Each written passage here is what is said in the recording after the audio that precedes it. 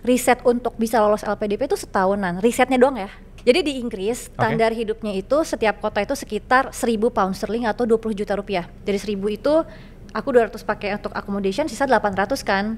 Nah yaudah 800 itu aku kelola buat nabung berapa. Soalnya kan nanti ada masa tunggu wisuda kan. Terus kalau misalkan teman-teman mau kuliah, mau menghemat biaya, misalkan self funding nih. Tanya aja kampusnya ada nggak beasiswa? Pasti ada. Cuman nggak full funded aja. Jadi kalau di Inggris itu mahasiswanya itu mereka kuliah dia dapat student loan, pinjaman dari pemerintah Inggris. Nanti ketika mereka udah kerja, gajinya itu dipotong untuk membayar tanda kutip ya hutang ke pemerintah.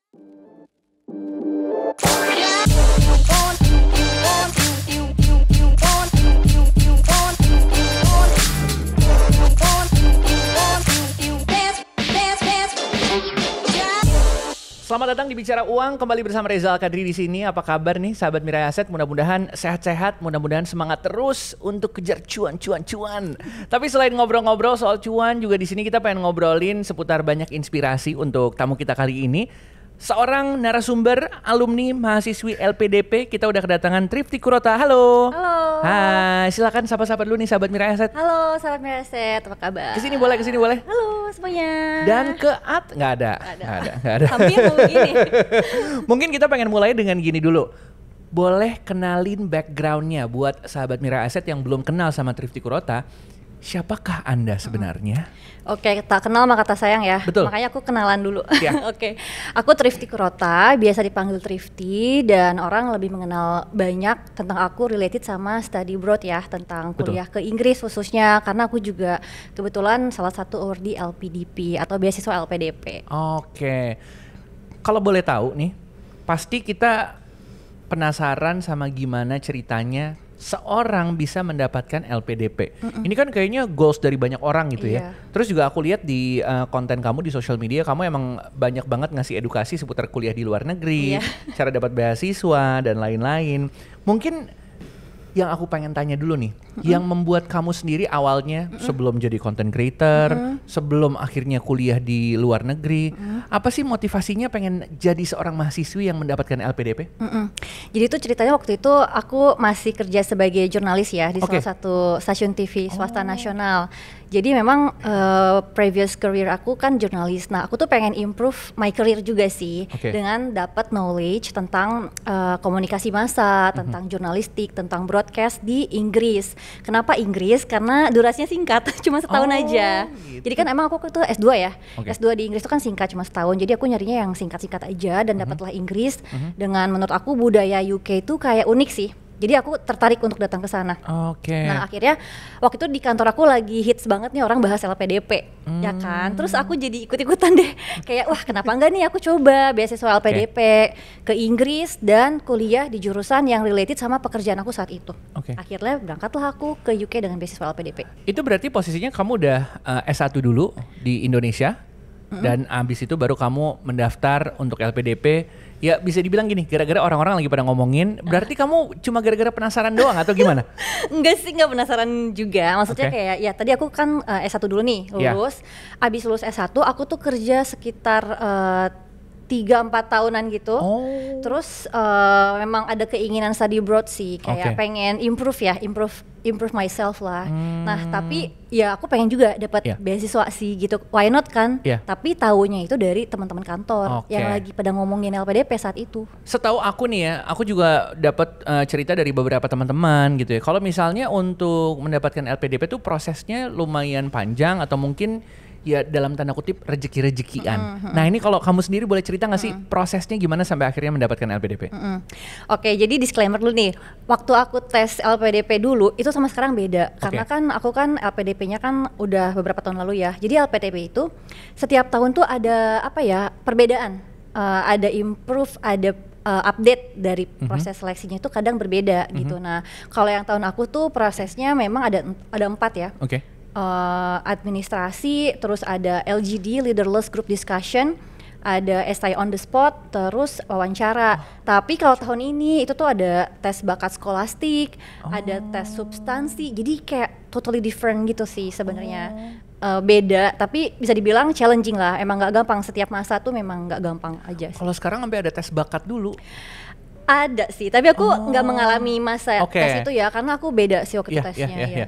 Nah, kalau waktu kamu nih, mungkin prosesnya kan juga panjang kan, walaupun bisa dibilang nggak seperti sekarang. Sekarang mungkin tahapannya lebih banyak. Tapi kalau kamu dulu mungkin yang kamu rasa paling susah sebenarnya tahapan yang mana? Yang paling susah sebenarnya pastinya sih LGD sih, Leaderless Group Discussion. Itu kayak gimana sih? Itu tuh bakal apa ya, kayak orang tuh jarang denger ya LGD paling orang dengernya FGD kan, Focus Group Discussion. Karena aku nggak pernah juga melakukan LGD, jadi aku agak deg-degan nih, lolos gak ya kayak gitu. Jadi LGD tuh kayak meja gitu, dihadapkan sama beberapa urdi di satu meja, dikasih study case. Tapi kalau FGD kan focus group discussion, jadi lebih sama-sama diskusi. Tapi kalau leaderless group discussion itu gimana caranya kita itu mempersilahkan orang lain untuk berpendapat. Kita justru jangan mendominasi, gitu loh. Jadi namanya juga leaderless group discussion. Akan lebih baik kalau kita tuh tidak mendominasi sampai orang-orang tuh nggak dapat kesempatan ngomong gitu loh. Jadi agak sedikit unik dan terbalik dengan FGD. Itu tuh pertama kali aku LGD sih. Kalau FGD kan sering ya di rekrutmen pekerjaan atau apa itu sering, tapi LGD agak jarang sih. Nah itu tuh menurut aku challengingnya di situ, karena aku nggak pernah juga, dan tapi udah baca-baca triknya gimana sih biar lolos LGD ya. Akhirnya alhamdulillah lolos sih. Nah ini menarik nih, udah bilang baca-baca, berarti udah ada persiapannya dulu kan sebelum ikut LPDP gitu ya? Aku persiapannya setahun sebelumnya. Ngapain sih itu persiapannya, ngapain aja, boleh tahu nggak? Persiapannya ya aku cari negaranya dulu dong, kayak aku pengen ke UK kan. Ya berarti aku cari. Aku potong. Dari awal udah mau, pokoknya UK, nggak boleh negara lain. Aku nggak pernah kepikiran negara lain, karena jujur li aku pengennya English speaking country. Kalau misalkan aku harus belajar bahasa baru, kayaknya ini otak aku nggak nyampe nih. Maksudnya kayak belajar bahasa baru di usia matang itu kayak nggak gampang aja sih. Jadi aku milihnya cuma English speaking country. Artinya opsinya jujur kalau Australia terlalu dekat ya. I mean kayak aku seneng sama UK karena dia kayaknya unik aja gitu budayanya gitu. Terus kalau Amerika kayak kejauhan juga sih gitu. Jadi UK kan tengah-tengah nih. Nggak jauh nggak dekat, dan aku lihat budayanya unik banget, jadi aku tertarik ke sana. Terus aku ya riset kampusnya apa, jurusannya apa yang relate sama kebutuhan aku di masa depan. Terus pakai beasiswa apa, beasiswa tuh juga aku bukan LPDP aja yang aku riset, kayak banyak. Terus aku coba cek satu-satu, tahapnya ini triknya gimana biar lolos di tahap yang seperti ini, kayak gitu sih. Aku kurang lebih riset untuk bisa lolos LPDP itu setahunan, risetnya doang ya. Bukan menjalani daftarnya ya, risetnya aja loh. Itu dapatnya dari mana? Dari online, nyari-nyari tahu, atau sampai ke tanya-tanya orang-orang yang udah lolos atau gimana? Di online sih, kan waktu itu Instagram atau sosial media belum growing ya. Kalau sekarang kan teman-teman mau cari info di Instagram ada, sosial media apapun ada, YouTube apalagi kan udah banyak banget. Tapi zaman dulu nggak ada, ya kan? Paling depend on Google aja, udah googling gitu. Nggak ada tuh kita punya content creator, influencer atau selebgram yang bisa kita ikutin tentang beasiswa, itu masih jarang sih. Tapi kalau sekarang kan ada Thrifty Quora kan? Iya, kan ada Thrifty Quora. Thrifty Quora. Jadi silakan bisa di follow ya, untuk tahu info-info lebih lengkapnya. Terus akhirnya dikasih tahu kalau berhasil lolos mendapatkan LPDP. Itu gimana tuh pengalamannya, ceritanya? Itu senang banget sih, alhamdulillah. Aku nyoba sekali langsung lolos, soalnya teman-teman aku banyak yang harus 2 kali baru lolos kayak gitu. Sebenarnya boleh ya kalau lebih dari sekali untuk nyoba tuh boleh? Saat itu sih boleh ya gitu. Jadi aku sekali, waktu itu cepat sih prosesnya, kayak cuman 2 bulanan deh. Terus langsung lolos sih. Terus akhirnya tahu nih, keterima untuk kampus yang kamu tuju gitu ya. Itu prosesnya dari keterima langsung berangkat tahun itu juga, atau jarak waktunya berapa lama sih? Jadi aku tuh apply-nya tuh di 2015. Maksudnya ya apply-nya kan, mulai persiapan, tapi lolosnya tuh kayak di announcement dan mulai persiapan keberangkatan itu 2016 awal.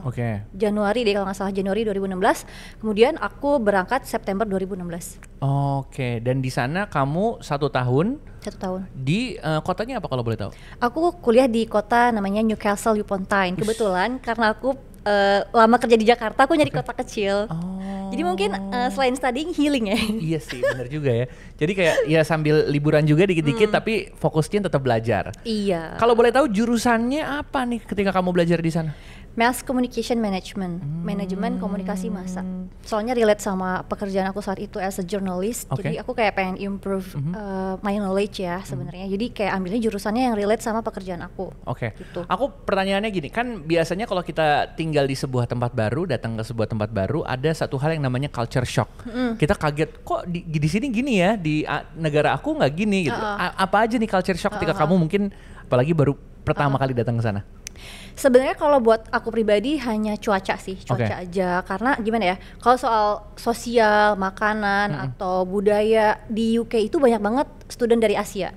Jadi warga lokal sendiri sudah sangat adaptif sama orang-orang Asia, khususnya pelajar yang datang ke Inggris. Dan kalau misalkan kita ke Inggris, Mas Reza udah pernah ke Inggris mungkin? Aku belum. Aku belum. Nah di UK itu kayaknya orang dari negara apa aja ada, tapi mostly sih untuk kuliah ya sebenarnya. Untuk kuliah, jadi untuk sosialnya itu aman sih. Aku nggak ngerasa ada culture shock. Justru karena orang lokalnya juga udah adaptif sama kita. Tapi lebih ke cuaca. Jadi karena tadinya cuaca tropis, terus tiba-tiba kedingin, aku flu 3 minggu. Di awal tuh? Iya, batuk pilek ya kan. 3 minggu kan. Abis itu udah deh, terus kayak heater aku tinggal di private accommodation, heaternya tuh sempat rusak, jadi kayak kedinginan gitu. Dan itu agak-agak ternyata nggak gampang juga gitu adjustmentnya, tapi abis itu udah sih fine. Cuma cuaca aja. Jadi adaptasinya bisa dibilang cepat gitu ya? Cepet, karena mungkin UK-nya sendiri multicultural ya. Pelajarnya tuh banyak gitu loh. Jadi terus kayak misalkan kayak makanan, karena aku muslim kan butuh makanan halal. Makanan halalnya banyak banget. Kayak toko halal di mana-mana ada gitu. Karena mungkin mahasiswa dari negara Asia yang mungkin butuh makanan halal juga banyak. Jadi kalau ada demand ada supply kan. Iya benar. Banyak juga, segitu kota kecil. Bisa dibilang itu kota yang nggak besar lah. Banyak. Jadi kayak semuanya oke sih. Jadi bisa dibilang gini, culture shocknya sama udara doang. Justru malah lebih cepat beradaptasinya karena makanan gampang. Terus juga orang-orang Asia juga banyak. Orang-orang Indonesia juga banyak waktu itu. Lumayan. Kalau di kampus aku banyak sih anak-anak S1-nya, aku S2 sih. Aku S2 ya di situ. Jadi anak Indonesia juga kalau beli makanan Asia, makanan Indonesia kayak bumbu-bumbu, sambal-sambal Indo itu ada di Asian shops, Asian supermarket. Terus kayak misalkan bumbu-bumbu yang biasa kita temuin di supermarket tuh, bumbu-bumbu yang apa tuh yang bubuk itu ada semuanya. Jadi ya gampang kecap. Kita kan nggak bisa makan tanpa sambal kan? Ada gitu loh. Jadi kayak ya udahlah. Ya udah gampang ya. Iya. Kalau sosialisasinya gimana sama teman-teman kampus, beradaptasinya gimana? Yang pasti saat itu ternyata Indonesia dari yang aku alamin ya, belum terlalu terkenal ya. Banyak yang bahkan belum tahu Indonesia itu di mana gitu ya? Nggak tahu, tapi kalau Bali tahu. Kalau Bali tahu. Itu ternyata memang kayak gitu. Kalau aku mention Bali, tahu. Kalau Indonesia belum. Justru aku kadang jadi teman Indonesia pertama mereka gitu. Ya. Oke. Jadi ya at some point kayak introducing Indonesia juga sih gitu.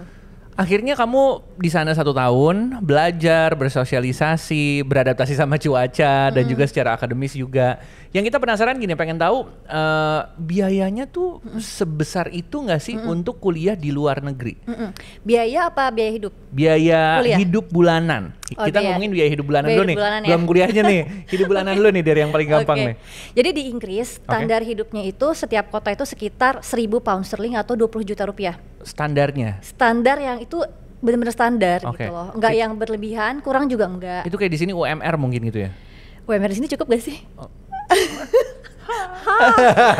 Pertanyaan susah ya. Aku nggak tahu standar UMR setiap kota itu. Yang aku dengar kalau Indonesia nggak cukup sih kata orang. Tapi kalau di UK cukup banget gitu. Jadi 1.000 pound sterling sekitar 20 jutaan. 20 jutaan tapi semakin besar kotanya, kayak misalnya London nih, London tuh 1.500, 1.400 oke lah. Misalkan Bristol kan kota kelima terbesar lah ya di Inggris, 1.300. Tapi kalau ke kota yang tadi yang aku tempatku kuliah Newcastle itu 1.000 oke. Tapi dengan beasiswa yang diberikan itu sebenarnya cukup nggak sih untuk memenuhi kebutuhan sehari-hari di sana? Cukup banget. Jadi kan aku tuh sebenarnya dapat dari LPDP kan sekitar 1.000 pound sterling ya, karena kan memang sebenarnya standar hidup di UK per kota itu sebenarnya memang 1.000 pound sterling kayak gitu. Tapi aku tuh sebenarnya habisnya sekitar 600 maksimal 800. Itu udah buat apa ya, tempat tinggal? Udah semuanya. Makanan. Udah. Tempat tinggal, makan, traveling kecil-kecilan. Tapi kalau transportasi kayak contohnya dari tempat tinggal ke kampus tuh nggak jauh kan? Jalan kaki atau gimana? Aku 30 menit jalan kaki, tapi aku dapat sepeda gratis. Oh, enak banget. Jadi sepeda dari kakak kelas aku. Jadi gitu. kakak kelas Indonesia yang mau pulang ke Indonesia punya sepeda.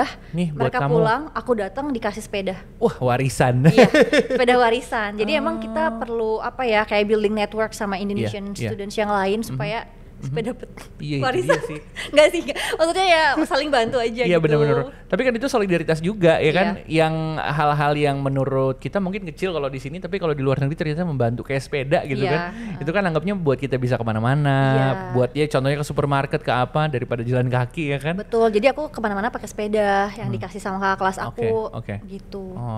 Terus gini, yang aku tahu juga sih, ini dari pengalaman aku kenal sama beberapa teman-teman yang kuliah di luar negeri, biasanya tuh mereka suka kerja part time juga untuk memenuhi kebutuhan hidup, berarti kayak buat uang jajan tambahan lah, buat ini itu. Sempet juga nggak ngalamin hal seperti itu? Enggak, karena sama LPDP nggak boleh. Oh, kalau LPDP itu tidak boleh? Saat itu nggak boleh ya, saat itu nggak boleh kerja. Selama durasi studi, ya aku mentaati peraturan, aku nggak kerja dan aku juga pulang ke Indonesia karena kan harus pulang kan. Tapi kalau LPDP yang sekarang, setahu aku nih update terkini 2024 boleh magang. Yang 2024. Jadi LPDP itu kita harus update juga sih karena peraturannya berubah setiap tahun gitu. Jadi dulu itu magang pun tidak boleh? Enggak, pokoknya fokus kuliah.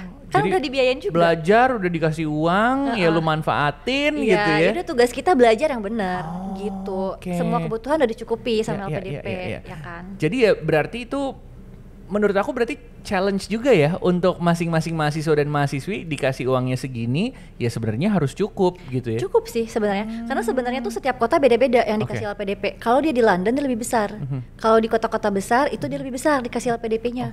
Karena kota yang tempat aku tinggal itu kota yang nggak besar, jadi dikasihnya 1.000. Tapi memang standar hidup Inggris memang 1.000 gitu. Mungkin gambarannya kayak kota apa ya kalau di Indonesia? Kayak Bogor apa gitu mungkin ya? Agak nggak apple to apple sih kalau disamain sama Indonesia ya, tapi intinya sih itu kota yang nggak besar, living cost juga murah. Jogja kali ya? Jogja kali ya, iya. Apple to apple nggak ya sama Jogja? Dibandingkan dengan Jakarta mungkin secara luas Jogja lebih kecil dan apa namanya biaya hidup mungkin agak lebih murah di sana gitu ya. Jadi kayak misalnya sebenarnya tergantung kitanya ya, karena kan aku juga mungkin kalau aku kuliah di kota besar pun aku tetap ada sisa sih, karena kan aku gaya hidupnya nggak yang gimana banget, nggak muluk-muluk. Mungkin kalau bahasa sekarang frugal living ya, mungkin.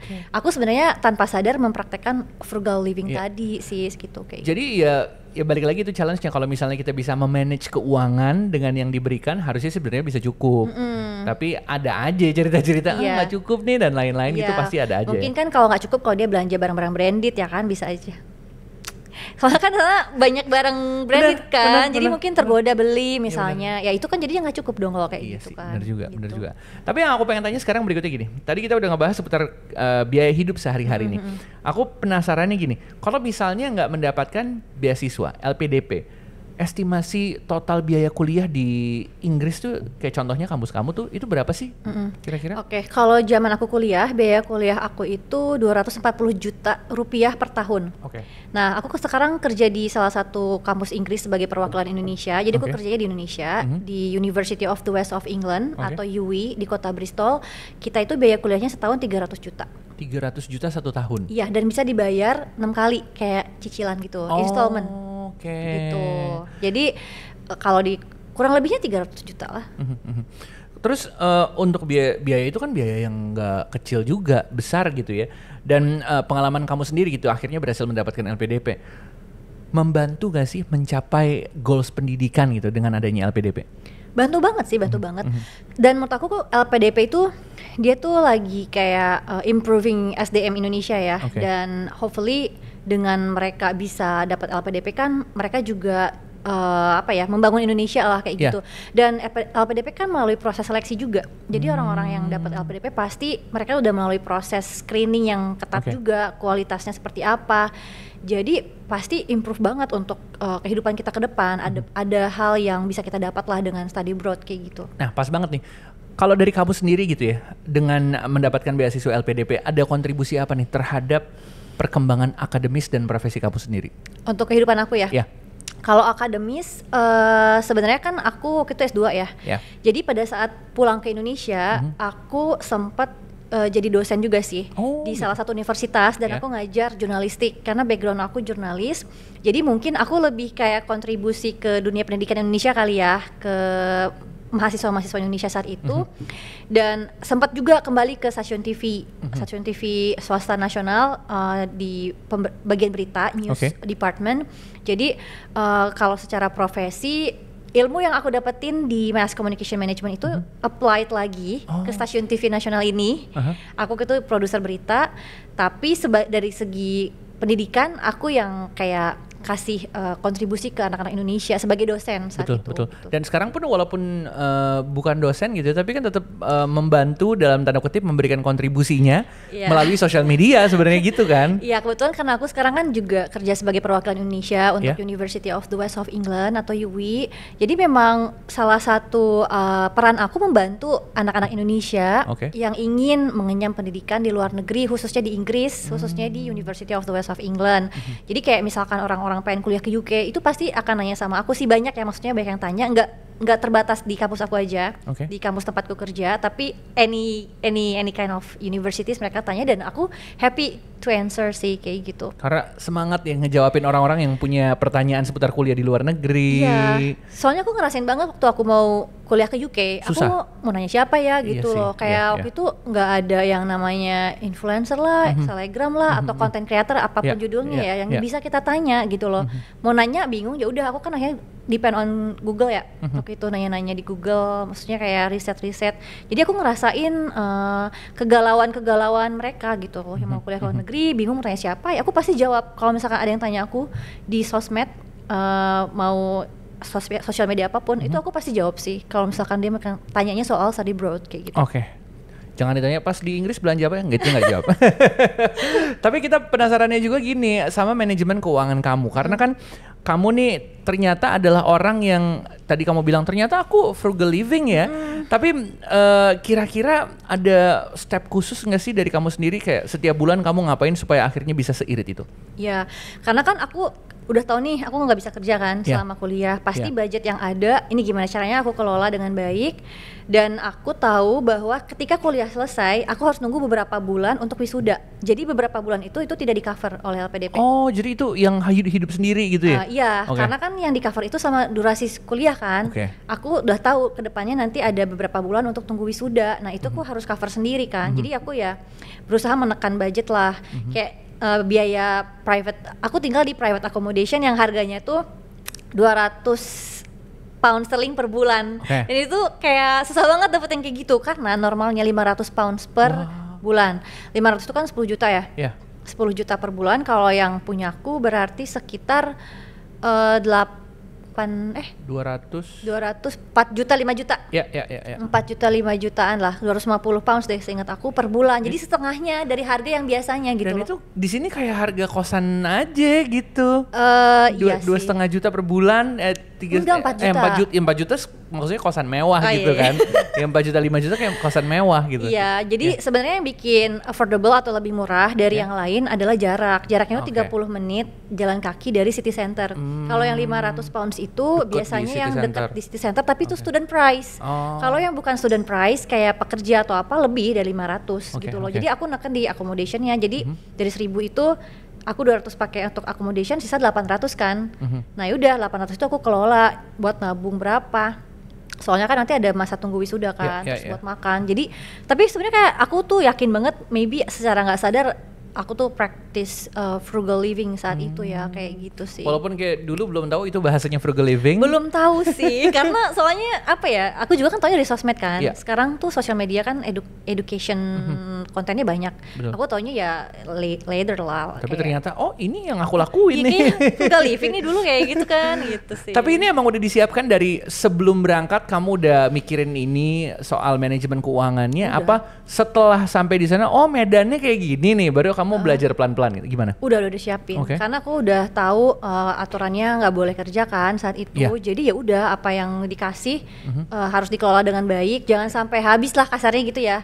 Harus ada spend dana darurat. Kan kita nggak pernah tahu ada apa kan. Ada dana daruratnya buat aku sendiri. Ya kayak gitu sih. Yang pasti sih dari 1.000 pound sterling itu aku selalu habisnya itu paling 600-800 sih. Gitu sih. Ada dana tak terduga yang keluar nggak waktu itu untuk apa, urusan apa? Gak ada sih. Gak ada. Kayak pengeluaran nggak terduga tiba-tiba apa kayak? Gak ada sama sekali sih. Kayak aku kayaknya hidupnya biasa-biasa aja. Biasa-biasa aja. Terus kayak nggak ada hal yang gimana-gimana sih. So far aman-aman aja di sana kan. Jadi nggak ada sesuatu yang harus dana darurat kayak gitu, nggak ada gitu. Tapi pas selama di sana gitu ya, sempet ini nggak menabung investasi atau ngapain gitu? Nah, kalau investasi sih sebenarnya ada di Indonesia. Karena aku tahu di sana aku cuma sebentar, cuma setahun kan. Jadi kalau mau invest sebenarnya bisa sih di rekening bank Inggris kan, bisa aja. Tapi aku memutuskan untuk enggak karena itu udah ngepas juga sih. Tapi sebenarnya bisa aja ya. Cuman saat itu aku memutuskan untuk enggak karena aku cuma sebentar juga sih. Jadi pilihan investasinya justru di Indonesia gitu ya? Di Indonesia ya. Tapi pandangan kamu sendiri tentang pentingnya investasi khususnya bagi mahasiswa-mahasiswi atau mungkin yang dapetin LPDP? Penting banget sih. Investasi itu kan sebenarnya ilmu yang menurut aku more advance ya. Karena dulu tuh kita cuma diajarin untuk nabung. Padahal sebenarnya kalau mau lebih banyak ya bukan nabung aja nggak cukup. Kita harus investasi gitu kan. Jadi penting banget sih sebenarnya gitu untuk investasi di pendidikan. Apalagi ya kita juga melihatnya gini kan, nabung secara finansial tuh juga bagus, tapi kan di satu sisi ya pendidikan juga salah satu bentuk investasi buat kita gitu ya.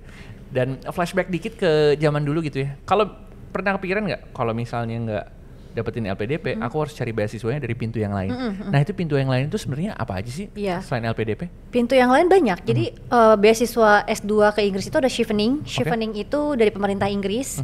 Terus ada beasiswa Dikti juga ada dari pemerintah Indonesia ya kan. Jadi banyak sih sebenarnya. Tapi bisa nggak sih kayak kita udah dapet LPDP nih dan kita dapetin beasiswa tambahan juga dari yang lain, itu bisa nggak? Biasanya setiap lembaga beasiswa itu tidak memperbolehkan kita dapat double. Gitu. Sebenarnya dari kampus itu ada beasiswanya. Misalkan misal aja misalkan Reza mau kuliah ke kampus tempatku ya kerja University of the West of England, itu bisa mengajukan beasiswa. Tapi tidak full scholarship ya. Namanya partial scholarship. Setiap kampus tuh ada beasiswanya. Partial scholarship itu sekitar 1.000 sampai 10.000 pound sterling, tergantung kampusnya. Gitu. Bahkan tahun ini kampus aku ngasih fully funded juga. Iya, untuk khusus Indonesia sama Malaysia. Tapi untuk jurusan tertentu, nggak semua jurusan. Contohnya jurusan apa yang? Filmmaking. Filmmaking. Makanya apply jurnalis. Jadi kayak aku share ke teman-teman jurnalis aku buat apply dan mereka banyak yang apply. Cuman yang lolos akhirnya dari Malaysia. Kan ada kayak syarat-syaratnya kan, kayak bikin esai kayak gitu-gitu kan. Jadi sebenarnya kalau misalkan teman-teman mau kuliah, mau menghemat biaya, misalkan self funding nih. Tanya aja kampusnya ada nggak beasiswa? Pasti ada. Cuman nggak full funded aja. Kayak gitu sih. Tapi gini, pernah kepikiran nggak kalau misalnya nggak terima LPDP, aku akan ambil pinjaman di mana? Kalau nggak terima beasiswa, aku ambil pinjaman untuk kebutuhan kuliah luar negeri. Paling tabungan sih. Tabungan. Kalau teman-teman aku yang lain tuh ada yang minjem ke orang tuanya. Gitu. Kalau aku sih ya paling pakai tabungan aku aja kayak gitu. Jadi kayak gitu aja ya. Tapi untungnya berhasil mendapatkan LPDP. Ya, alhamdulillahnya berhasil kayak gitu. Tapi pandangan kamu sendiri soal pinjaman buat pendidikan tuh gimana? Itu tuh common banget di Inggris. Jadi kalau di Inggris itu mahasiswanya itu mereka kuliah dia dapat student loan, pinjaman dari pemerintah Inggris. Nanti ketika mereka udah kerja, gajinya itu dipotong untuk membayar tanda kutip ya hutang ke pemerintah. Jadi kalau di luar negeri itu tuh udah common banget sih. Student loans gitu ya? Student loans. Kayak di Amerika Serikat kan juga ngelakuin hal kayak gitu kan? Jadi teman-teman aku yang S3 di Inggris, warga lokalnya ya, maksudnya kalau aku ngobrol, mereka tuh sebenarnya minjem ke pemerintah. I mean like they got like student loan gitu. Tapi nanti pada saat sudah bekerja, dan itu pun sudah bekerja dengan standar gaji tertentu. Misalkan standar gajinya mencapai sekian pound sterling, barulah mereka bayar. Baru kalau di bawah itu dapat gajinya belum bisa. Aku enggak. Gitu. Kalau misalnya gini, kita pasti punya pengalaman masing-masing. Kuliah di Indonesia enaknya gimana, kuliah di luar negeri enaknya gimana? Kalau dari kamu sendiri, pengalaman pribadi, enaknya kuliah di luar negeri dan enaknya kuliah di Indonesia apa? Sebenarnya sih di Inggris itu kayak simple kurikulumnya. Jadi yang pasti Inggris itu kelebihannya lebih singkat. S1 3 tahun, S2 setahun. Cepet ya? Kalau Indonesia kan S1 4 tahun. 4 tahun. S2? S2-nya 2 tahun. 2 tahun ya. Inggris itu durasi lebih singkat, lebih compact. Tapi lebih singkat bukan berarti lebih sibuk, lebih hektik, enggak. Kayak misalkan aku dapat tugas sekarang dari dosen, ya dikumpulinnya bulan depan kayak gitu. Jadi nyantai juga sih sebenarnya. Aku bisa bilang kuliah di Inggris tuh nyantai aja sih. Slow living bener-bener ya? Slow banget. Maksudnya kayak nggak yang hektik dijejelin tugas banget tuh enggak sebenarnya. Terus kayak dosennya itu tuh apa ya, sebenarnya kalau di Inggris kita nggak boleh ya chat dosen lewat WhatsApp, harus email. Tapi mereka fast respon dan available banget gitu loh. Dan nganggap kita tuh kayak apa ya, temen sih, karena kayak dosen pembimbing aku nih dia kan dokter ya, tapi dia nggak mau dipanggil dokter. Dia pengen aku panggil dia nama aja. Memang kan tuh budaya di luar negeri kayak gitu. Iya, berbeda ya sama di Indonesia. Ya itu plus minus ya. Iya, jadi kayak sama dosen tuh kayak apa sih, kayak di rekan sejawat tapi dia mengayomi kita kayak gitu, dan selalu available, pasti gampang nyari dia gitu. Jadi terasanya juga profesional gitu ya? Iya, kayak gitu sih. Dan biasanya kalau di luar negeri dosen itu ada office hour-nya. Kamu kalau mau konsultasi, saya ada di jam sekian di hari ini di ruangan ini, pasti ada kayak gitu. Kita udah tahu jadwalnya kayak gitu. Itu beberapa poin plus dari kuliah di luar negeri. Iya, lebih simple, lebih slow sih. Kalau minusnya ada nggak? Minusnya kalau dari pengalaman pribadi aku sih sebenarnya enggak ya. Lebih kayak ya gimana sih challenge-nya biar kita tuh bisa berbaur dengan different backgrounds, different countries, ya kan. Kayak kita bisa get along sama orang-orang dari berbagai negara gitu. Jadi ya justru banyak pengalaman yang mungkin bisa didapatkan dengan kuliah di luar negeri. Seru, dan aku juga sebenarnya aku kan waktu itu part of Persatuan Pelajar Indonesia ya, PPI. Jadi kita bikin acara kayak Discovery Indonesia, kita memperkenalkan Indonesia. Jadi banyak orang yang jadi tahu Indonesia gitu. Nggak cuma Bali aja, akhirnya tahu. Cuma Bali aja. Bali itu bagian dari Indonesia loh. Jadi soalnya waktu itu masih banyak yang di kotaku sih nggak tahu Indonesia itu, nggak tahu gitu. Taunya dari aku gitu. Dan bilang kayak aku tuh teman pertama, teman Indonesia pertamanya kayak gitu sih.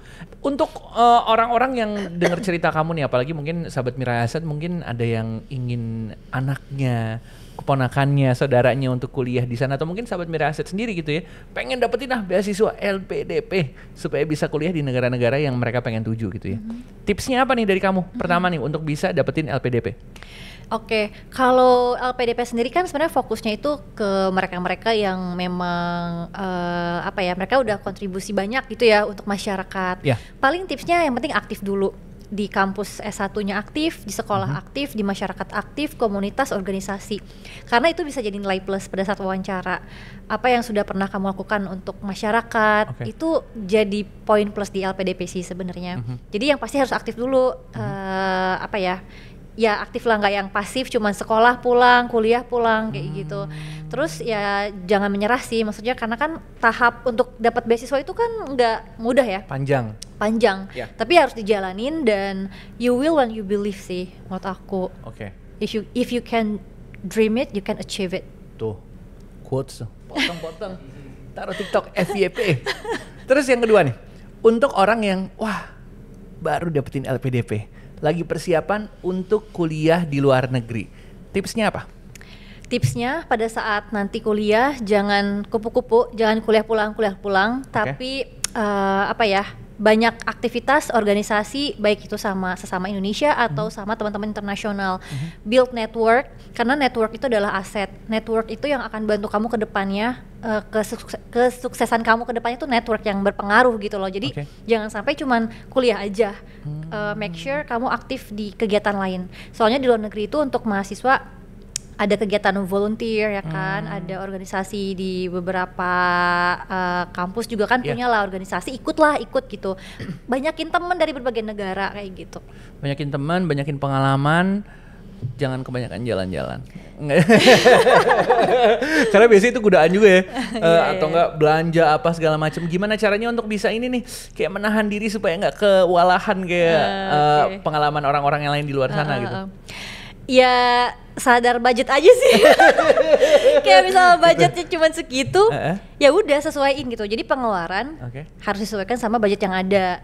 Nah kalau soal jalan-jalan, menurut aku jalan-jalan itu adalah part of learning experience juga, kayak belajar di luar kelas. Karena pelajaran hidup itu atau pelajaran itu nggak cuma di kelas, tapi di luar kelas tuh banyak lah hal yang bisa kita pelajarin dari budaya orang, ketemu orang yang berbeda. Makanya jalan-jalan itu menurut aku lebih dari sekedar jalan-jalan sih sebenarnya, dia lebih ke learning process ya. Tapi budgetnya yang diatur, kayak misalnya budget kamu sedikit, ya udah jalan-jalannya di UK aja.